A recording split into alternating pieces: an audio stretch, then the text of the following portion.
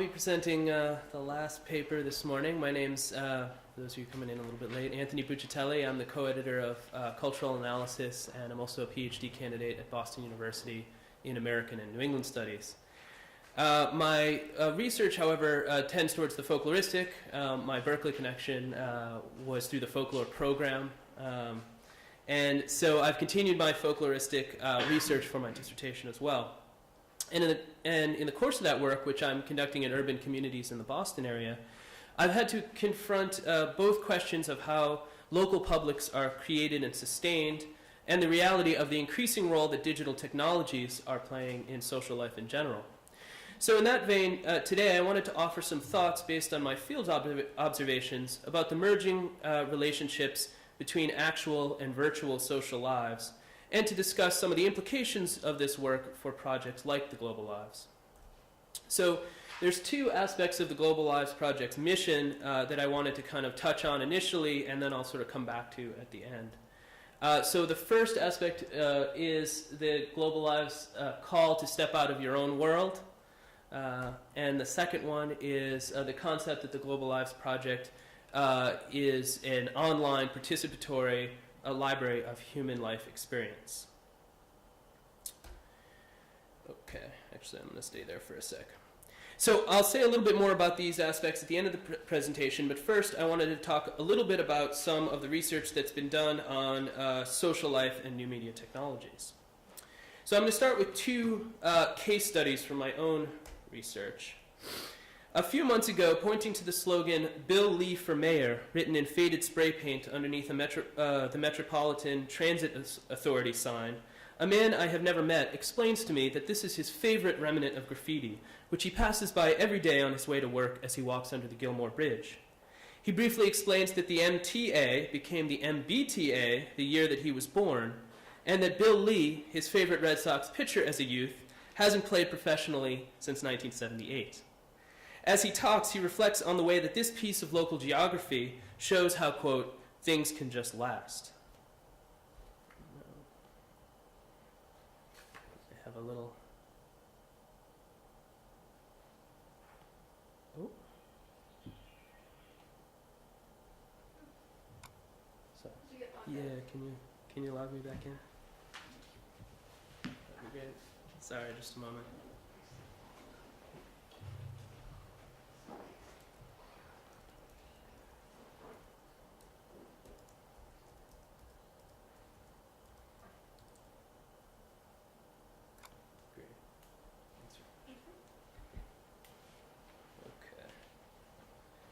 I'm going to try that one more time. Here we go. My favorite Red Sox memorial. My favorite Red Sox memorial isn't an official one, and in fact it's one that I don't think most people even see. On a bridge support that I walk by every day on my way to and from work, on the side wall, there is an inscription, or graffiti actually. Bill Lee for Mayor. Right underneath the sign says, "Do not deface this wall." And, of course, the Ramones. It's a very busy intersection, probably thousands of people every day go through that set of lights on their way to the highway. And I wonder how many of them ever actually have noticed what it says. It's a wonderful example of how things can just last. You know, the Metropolitan Transit Authority turned into the MBTA the year I was born. Bill Lee, my favorite Red Sox player, hasn't pitched with the Sox since 1978. And yet, 30 years later, they're both still there. Okay. All right, so I'm going to move on to my second case study, and I'll come back and discuss that one in a second. So case study number 2. On September 25th, 2009, a 30-year-old librarian in South Boston, Massachusetts, awoke to the sounds of someone smashing her neighbor's flower pots. By the time she got to the window, the culprits had fled, but the damage was already done. The next morning at 8:30 a.m., still feeling badly for her neighbors who were avid gardeners, the librarian vents her frustrations to some of her friends. Although her friends console her directly, word of the event spreads quickly outside of her friend group.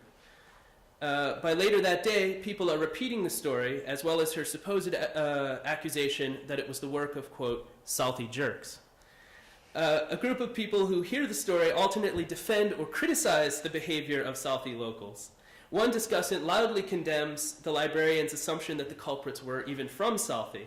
Instead, the event is attributed to the drunken escapades of neighborhood, quote, transplants, who are, quote, the only real jerks in Southie. The other members of the group attack this point, sarcastically noting that, quote, real Southie people would never do anything bad or get drunk or cause trouble, unquote. Although talk of the event eventually fades, people continue discussing it late into the evening, offering their perspectives on the event, the librarian's credentials as a local, and on her assessment of blame to local mischief makers. And I'm going to go to my source here now. Okay, so, actually, let me go back for a second. This was the origin of the broken flower pots here. This librarian's blog with this posted photo. And for those of you who are interested in the remnants of the flower pot, there it is. And this is where... Hey, what are y'all doing? And this is where the majority of the discussion that I just ran through took place. Southie jerks, this makes difference how, the librarian's post doesn't, so on and so forth. Okay. So, to discuss these two examples, obviously I intend these two instances to highlight some of the ways that new media technologies are becoming interwoven with local cultures. Although I place my descriptions of these performances in terms that perhaps suggested face-to-face interactions, all of the events described took place virtually. The performers and audience did not share the same physical location, and it's more than likely that few of the people involved in any of these events knew each other personally or even by name. Yet each of these performances is deeply rooted in a discourse of place. Both are, in some senses, features on a map of local narrative. This type of cultural mapping is nothing new to the work of folklorists. From Barry Tolkien's accounts of the yearly return of local residents to a Massachusetts town displaced by the Quabbin Reservoir, to Robert Orsi's magisterial study of the preservation of neighborhood traditions by dispersed former residents of 115th Street in New York City, cultural scholars have long noted the way that folklore can create and maintain local community in the face of a loss of place. More recently, works by Timothy Tangerlini and Sarah Wraith, among others, have gone further to show the ways in which traditions create, preserve, and revise what Tangerlini refers to as a conceptual map of the local environment.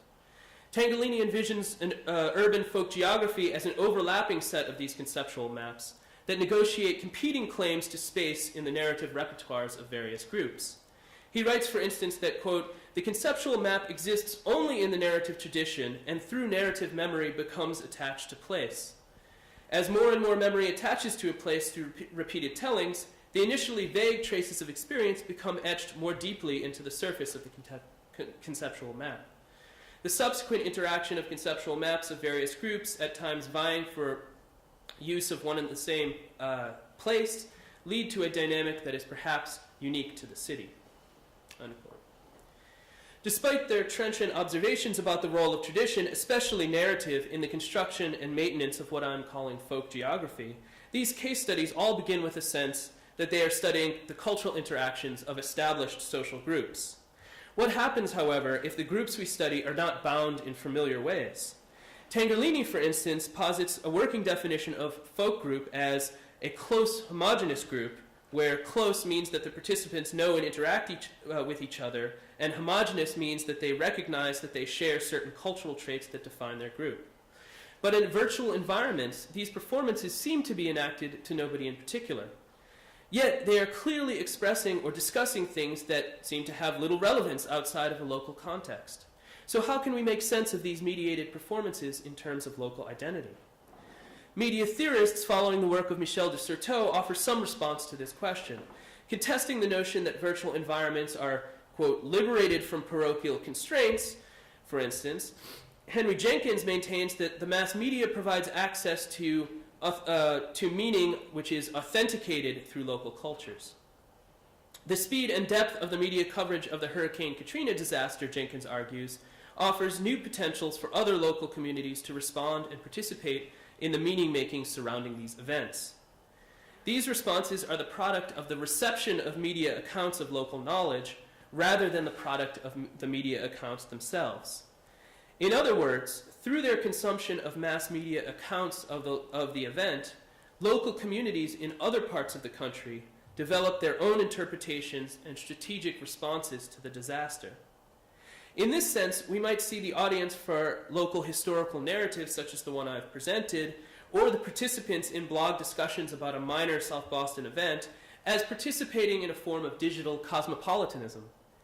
Anthropologist Ulf Hannertz, for instance, has long observed that, quote, the real significance of the growth of transnational cultures is often not the new cultural experience that they themselves can offer, for that is frequently restricted in scope and depth, but their mediating possibilities. Transnational cultures are the bridgeheads for entry into other territorial cultures, unquote.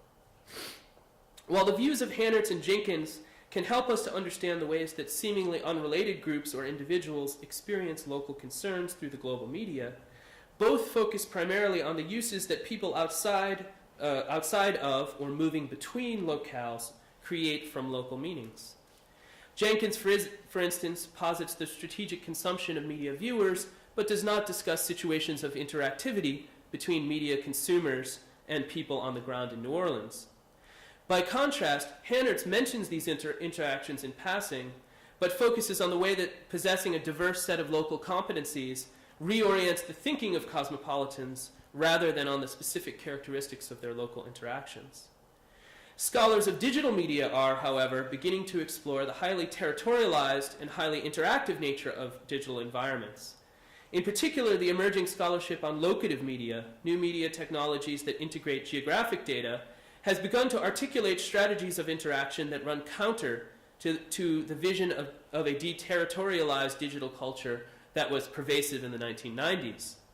For instance, De Souza y Silva notes that with the aid of nomadic technology devices, virtual social communities in which members do not occupy the same contiguous space now emerge in physical spaces.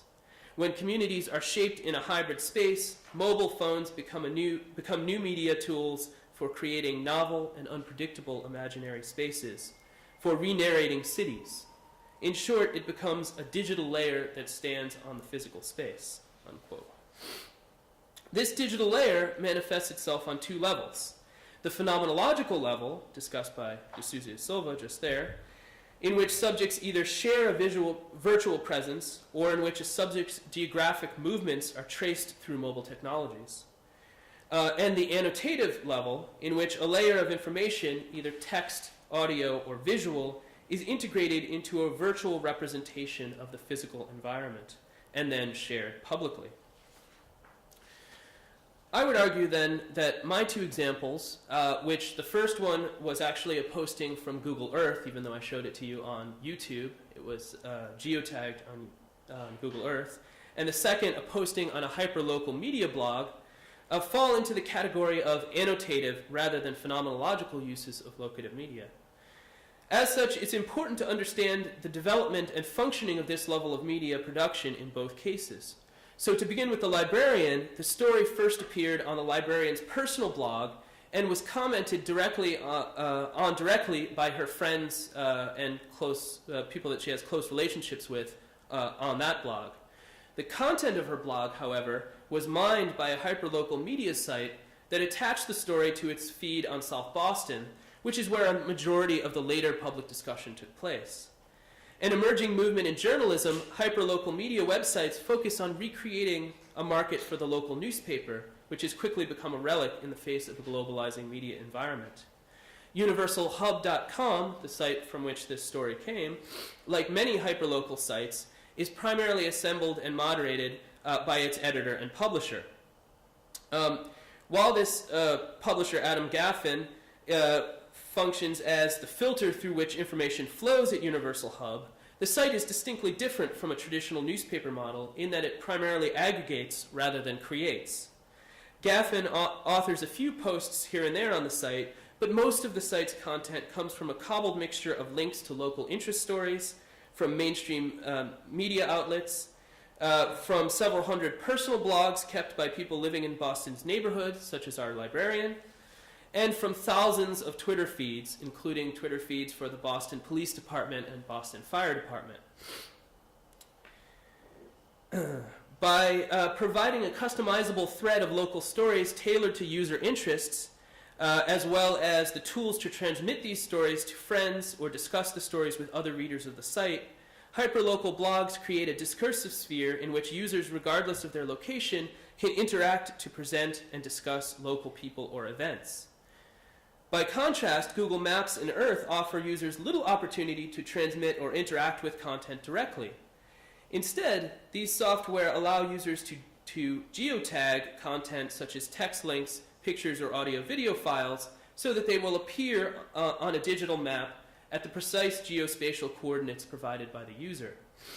Although the functionality of Google Earth is currently very limited, the increasing integration of what's become known as the geospatial web with mobile technology such as cell phones or PDAs will eventually allow users to both annotate GIS maps from their mobile devices and access the information indexed in these maps from remote locations. Although users are already adapting blogs, online games, YouTube videos, and other forms of digital media to produce moments of vernacular expression, I would argue that this example of a local historical narrative annotated on Google Earth demonstrates the way that users are beginning to use the geospatial web to index their conceptual maps of the local environment. As technology increases, so will the ability to create and access these conceptual maps. Essentially, these maps will become open to access and editing at all times. In this presentation, I focused particularly heavily on the movement of discourse about the local into digital media. This may suggest that I'm concerned with how locals are overlaying their communities with digital culture, but that's only half of the equation. On the other side, through the advent of these technologies, it seems increasingly possible that people in remote locations with no previous physical contact in the area might not only be able to access and learn from a local conceptual map, but they might also be able to participate meaningfully in local discourse that creates those maps. In other words, virtual encounters between locals and non-locals now have the potential to create a new kind of locality, one that can be experienced remotely but keyed to a specific physical location. Through this process, they can potentially develop the cultural competence, social relationships, and structures of feeling required for local identity. In other words, they can step out of their world and into another one. The Global Lives Project as actual experience. So to just wrap up and try and tie some of this into the work of the Global Lives, one question I wanted to put forward was, if this emerging virtual locality can help users to step out of their own world, how can the Global Lives Project build on this process in its mission? And I offer two suggestions that I think play on the tremendous strengths of the projects. One is by providing producers with the opportunity to contextualize Global Lives footage within the experiential practices of locality that produce them. In other words, to integrate this footage with the producer's conceptual maps. And the second way is by fostering opportunities for the viewer as well as the producer for viewer participation and for vernacular expression that will allow users to more fully step into these local worlds. Okay, I'll wrap it up there.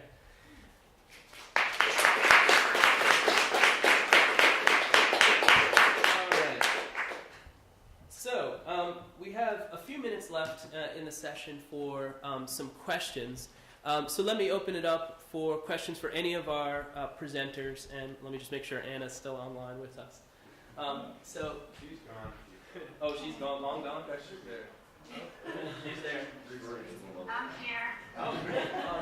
Anna, welcome back. I just don't see you. The image froze. Uh-oh.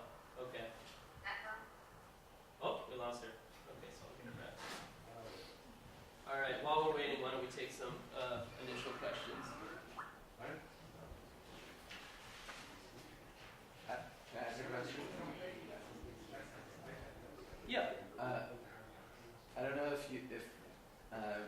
saw our exhibit last night, but and both of you mentioned first and last names, and we had in the exhibit we had both first names on these big posters, or just the first names, and then we had the first and last names on these little museum tags that Nick and Joelle, they're our curators at the Yerba Buena Center for the Arts, put together, and then the little museum tags also had the name of the city and the name of the country where the person was from.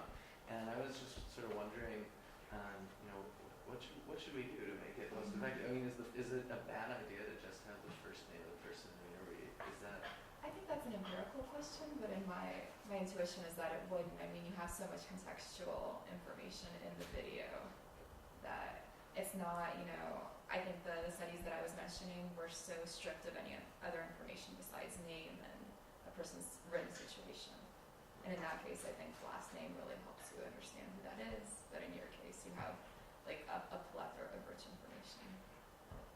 And I think also my sense of the imagery that gets mobilized in something like celebrity activism is that it's always directed towards eliciting a certain type of response in the viewer, such that the images of suffering are meant to kind of essentialize and generalize. So, they obviously, by necessity, have to arise out of the particular circumstances of an individual. But what we as viewers are supposed to imagine is that individual could be anyone, just like them. And that there's a purpose and a design to depriving people of names, because when you give someone a name, it might suggest that this is one person's suffering, not the suffering of many. And so I think the purpose of the image has a lot to do with the importance of contextualization.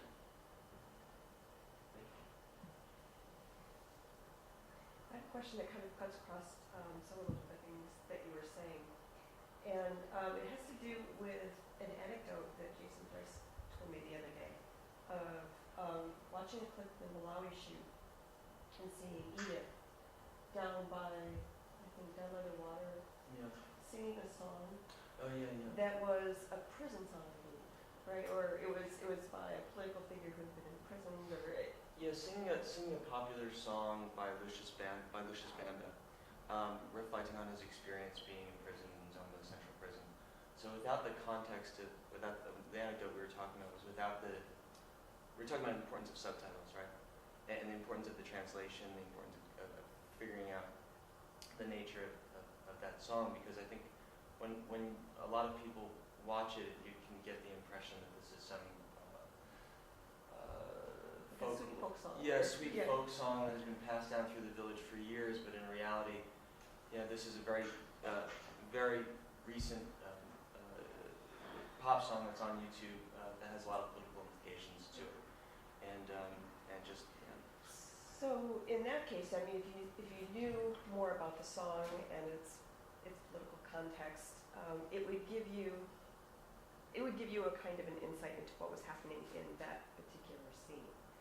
But there are so many aspects of deep culture, I think quiet deep culture, that have to do with our conceptual maps and our metaphors, and that are not really accessible to just when you just watch somebody, right? You don't have all of this context. And so what you made me think of is, are we doing something kind of like what the celebrities are doing? Are we presenting something that's essentially a veneer and saying that this is what culture is, but there's a quiet, rich depth to it that is really hard to access?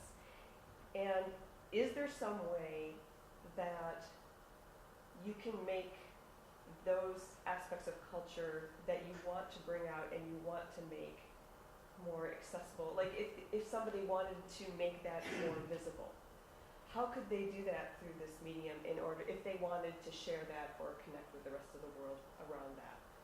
Sorry, that's a really huge issue, I think. But what do you have to say about it? It is. I mean, as someone who's not a practitioner in media making, it's hard for me to theorize ways to improve the practice or change it even.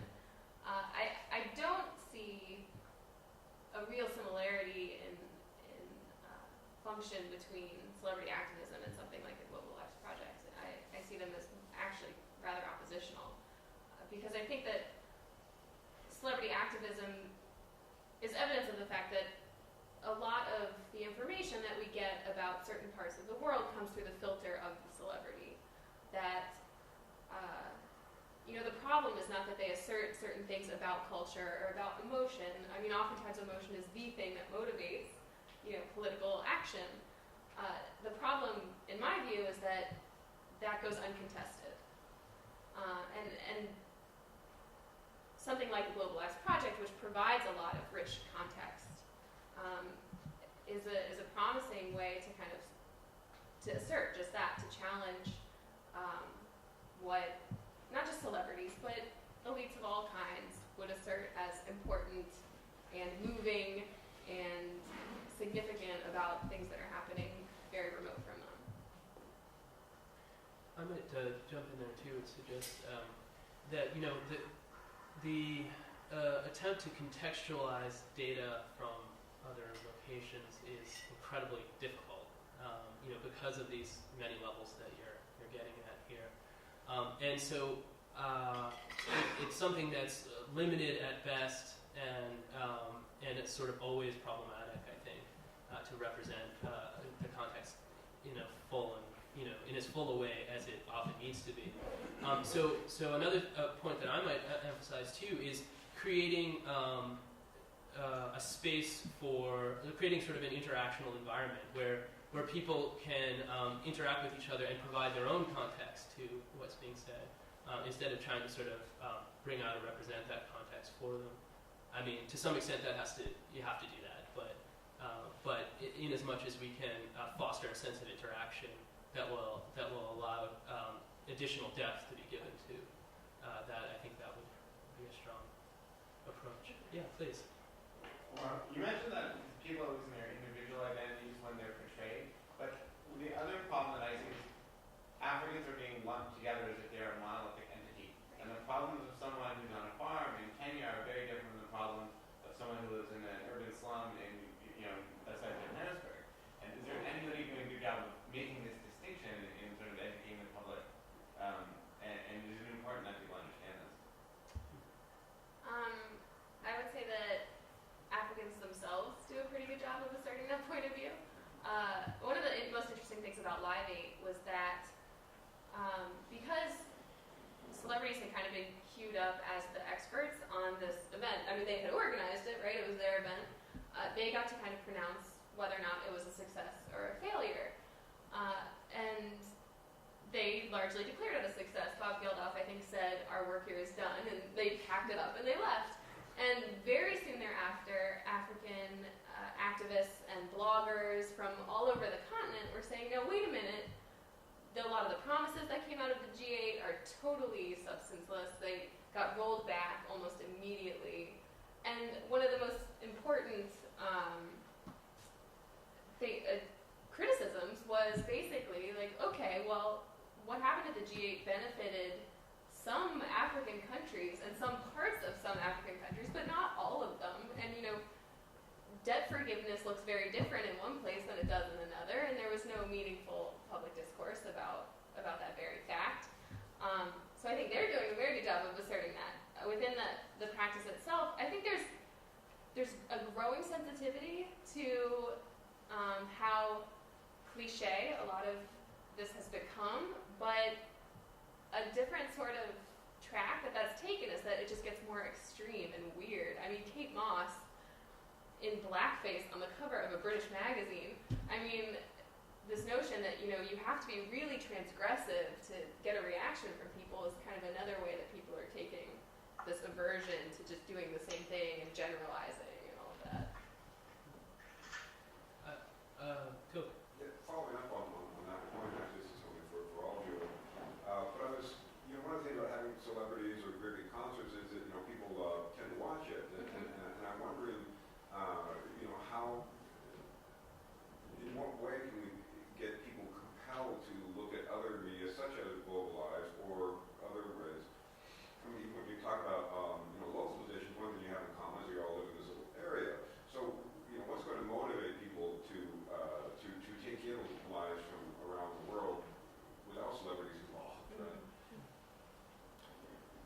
think that's an excellent question, and to some extent, at this point, that's a process that is only slowly happening. But I think increasingly, as people are exploring virtual territories more and more, because of the ease of it, and what was initially looked at as the ability to step outside yourself into this completely anonymous identity, like I was sort of hinting at in the 1990s, where we had this notion that people could exist in a placeless environment on the net.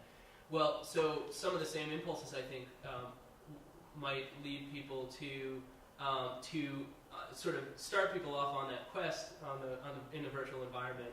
But ultimately, they may find these digital locals that I was referring to, and get enmeshed in the community life there, in the same way that you might move between communities in the physical world, and start to build social relationships or cultural relationships there.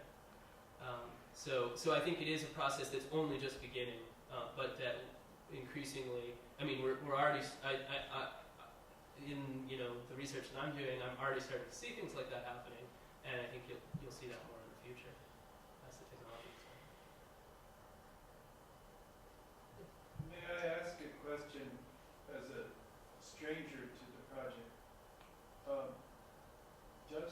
Is it the assumption of the project that the virtual world is into which people are going to step is a window through which they can then see their own reality and maybe make changes in it or something like that?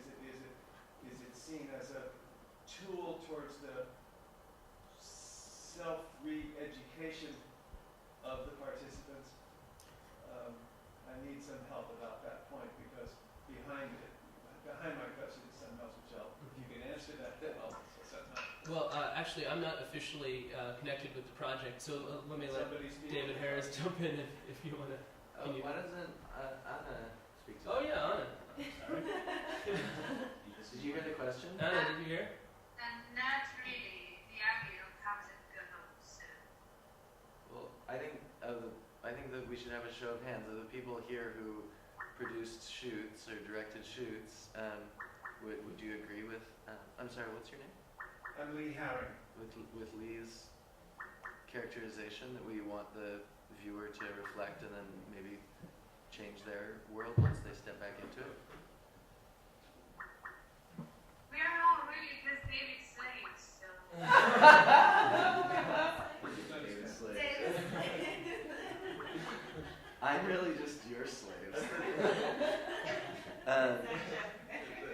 I think the answer is yes. The last panel. Oh, I think it says. Yeah. Okay, so I apologize. We're actually out of time for this panel, so we have to wrap up now. If you do have additional questions, we have the afternoon forum, which is devoted to a more open discussion of some of the things that were brought up this morning, and some other comments that we made later. So I'd just like to thank all of our panelists for presenting, and Anna for being here virtually, and I'd like to thank you all for coming.